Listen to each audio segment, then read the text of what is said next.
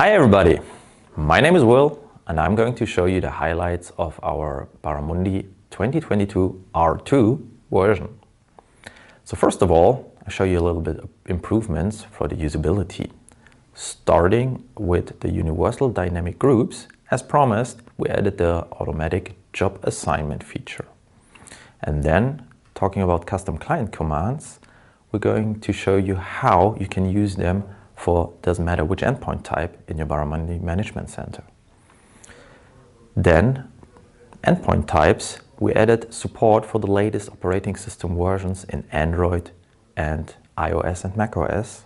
And also, in the Microsoft world, we have a Windows Server Core support as well.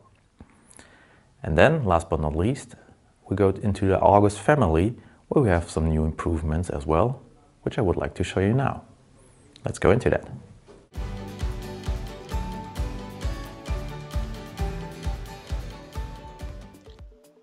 So, let's start with the automatic job assignment based on universal dynamic groups. So, the so-called UDGs in the environment down here, as you may know, they include all endpoint types based on a certain condition. It doesn't even matter if they're just Windows or, for example, just mobiles. So they're universal. And in our example, we have a look into the Apple endpoint devices.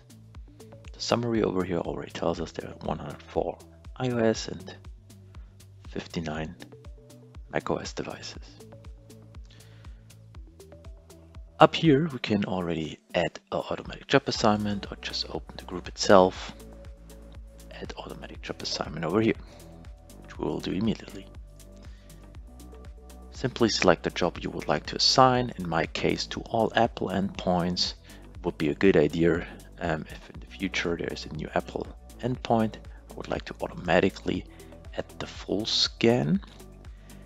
And based on my current profile, for only those security profiles, which you can define here as well. If you only want to assign it to a specific security profile, to not assign this job to the entire environment, for example, but based on a profile. And over here, you can see a new entry, our first one. Creation time a minute ago for myself, the administrator in English here.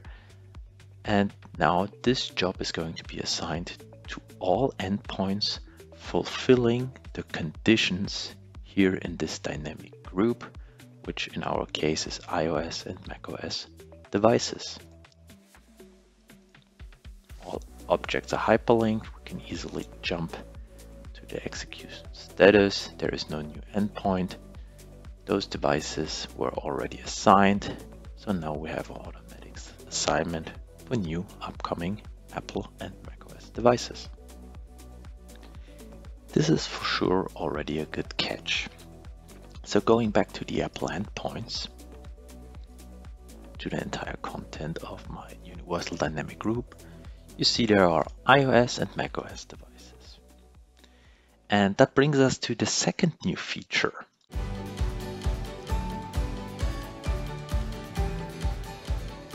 We do have custom commands, basically for all our Baramundi endpoint types. So before I select that, I'm going to show you in the configuration section, Management Center, there is a way to add, remove and configure all your global client commands, or if you want to do it for your user by yourself, you can do your personal commands as well, but I wanted to show you over here. There, for example, is a browser call to navigate to this website using a variable. Basically, I just selected macOS and iOS devices for this specific Apple command. So that brings us back to the Apple endpoints. Simply right-clicking it, custom menu. That didn't work at the first here, resolving variables, and now my browser is going to start navigating directly to this URL, loading, and you can see in the browser line already the serial number was added here automatically.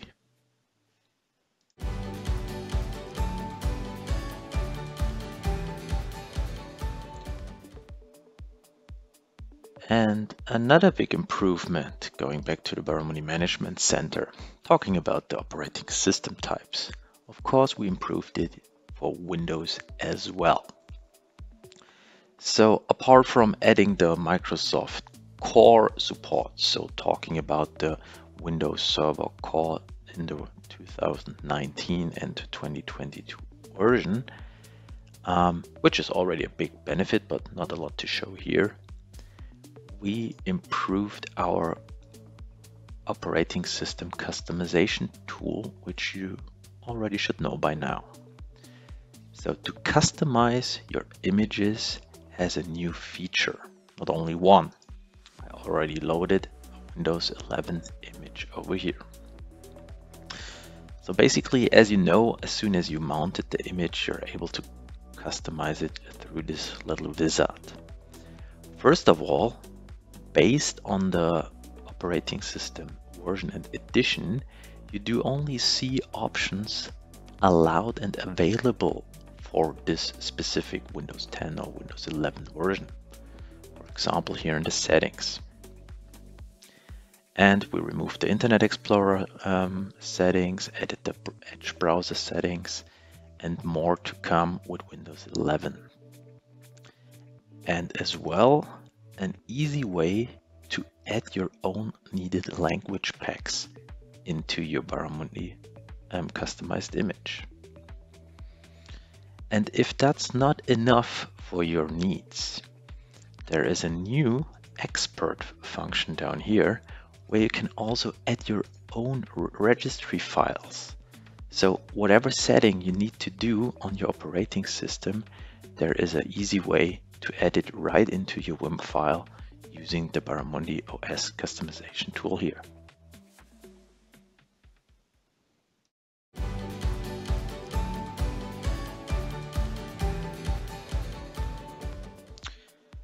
And talking about Core and going to separate tools here, we have some improvements in the Automation Studio as well.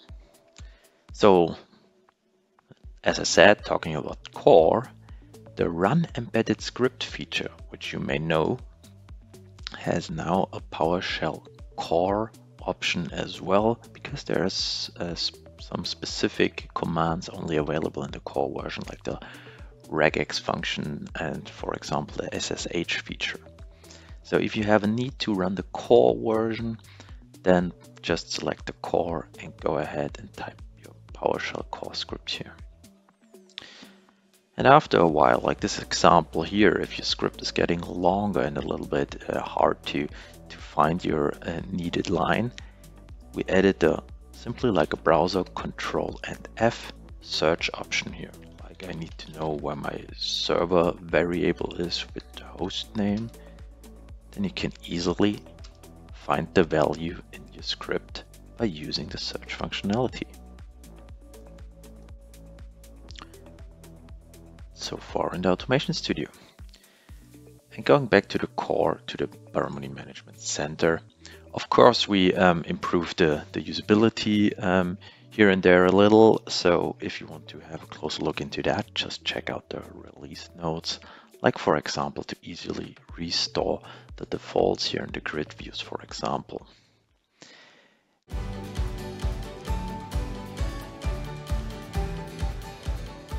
We did add macOS and iOS support for the latest version too, and we improved the Android support as well to the Android 13 version.